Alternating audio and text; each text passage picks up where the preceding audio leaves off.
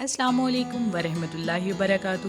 امید ہے کہ سب ٹھیک ٹھاک ہوں گے۔ آج میں آپ کے لیے لے کے آئی ہوں بہترین سے بہترین سلیکٹ کر کے ڈیزائننگ، جو آپ دیکھ سکتے ہیں آپ کے لیے بہت مدد کرے گی۔ اور اس کے ساتھ میں آپ کے لیے لے کر آئی ہوں، آپ کے ساتھ شیئر کروں گی اپنی زندگی کا ایک پہلو۔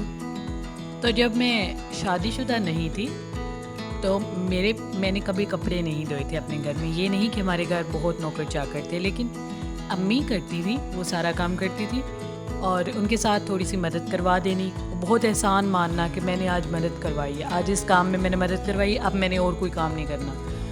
فون یوز کرنا، کھانا پینا، لاڈلی تھی گھر میں، تو اس لیے امی نے بھی زیادہ نہ کہنا۔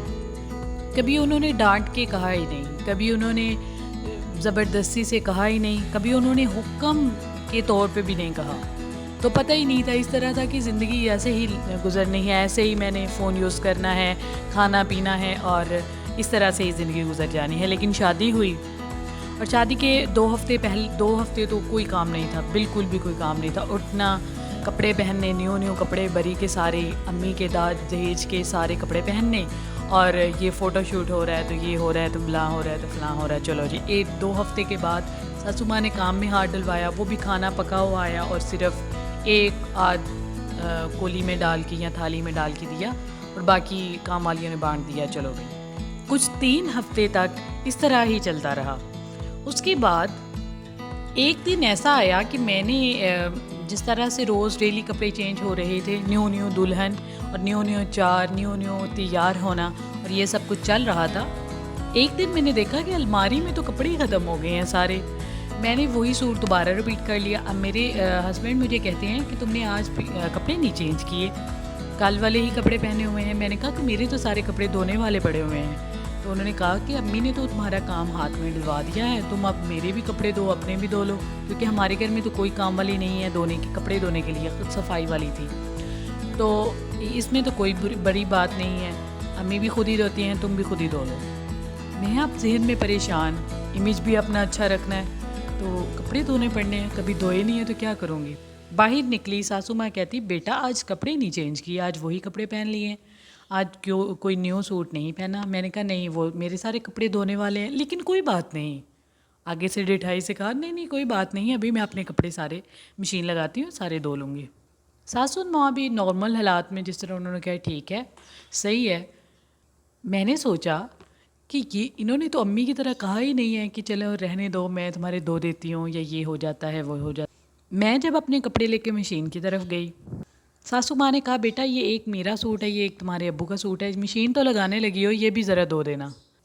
نند آئی، اس نے بھی 2 سوٹ دیے، میرے بھی 2 سوٹ دھو دینا۔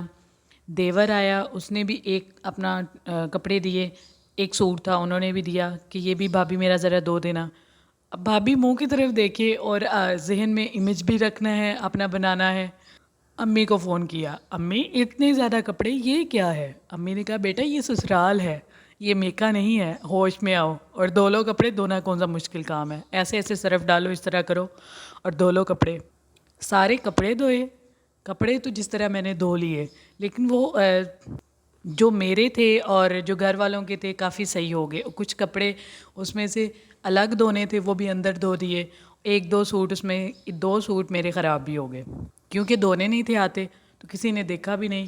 انہوں نے کہا کپڑے دھو رہی ہے، کیا ڈسٹرب کرنا ہے؟ میری ساسو ماں کہا ویسے بھی ہوتا ہے کہ کوئی کام کر رہی ہے تو ڈسٹرب نہیں کرنا، اس کے اندر یہ نوکا ٹوکی کسی بات کی نہیں کرنی۔ وہ تو اپنے روٹین میں تھے، نارمل تھے، میں کسی کو الزام نہیں دے رہی، نہ کسی کو بات کر رہی ہوں کہ کس سخت ساس سی ہیں یہ وہ، کچھ نہیں، وہ نارمل تھے، لیکن میرے لیے وہ ایک سرپرائز مومنٹ تھا۔ اب میں نے کپڑے دھو لیے، تو اب میں نے کہا کہ میں نے تو پتہ نہیں کیا کام کر لیا ہے، مجھے تو ہر بندے نے کہنا ہے کہ واہ جی واہ آج یہ کر لیا، کیونکہ ہماری امی کے گھر میں اسی طرح ہوتا تھا، تھوڑا سا کام کرنا، ابو نے آگے کہنا، بھائیوں نے آگے کہنا، امی نے کہنا واہ جی واہ یہ کام کر لیا، واہ جی واہ آج تو یہ ہو گیا، آج یہ کام ہو گیا۔ یہاں تو کوئی کہہ ہی نہیں رہا، ساروں کے منہ سلے ہوئے ہیں۔ اب میں جا کے سو گئی، 2-2.5 گھنٹے سونے کے بعد میں اٹھی تو دیکھا ویسے کہ ویسے، کسی نے کچھ کہا ہی نہیں، کسی نے کوئی تعریف ہی نہیں کی۔ تب زندگی کی حقیقت کا پتہ چلا کہ وہ نہ ماں کسی کے ساتھ ریلیٹ ہو سکتی ہے اور نہ میکا کسی کے ساتھ۔ آہستہ آہستہ परफेक्ट कपड़े धोने भी आ गए, हर चीज़ परफेक्शन में आ गई। लेकिन अम्मी के घर में जो मौज थी वो बहुत याद आती है, वो बहुत ही। अब दिल में कभी कभी ख्वाहिश आती है कि काश अम्मी के घर में काम किया होता, अम्मी को भी इस तरह से मौज लगवाई होती जिस तरह से इस घर में सबके लिए ख्याल रखना होता है, सबके लिए टाइम पे हर चीज़ रेडी करनी होती है। काश अम्मी के घर में भी इस तरह सारा किया होता। गाइज़, अगर आपको मेरी वीडियो पसंद आई हो तो इसे लाइक करें, सब्सक्राइब करें। Thank you.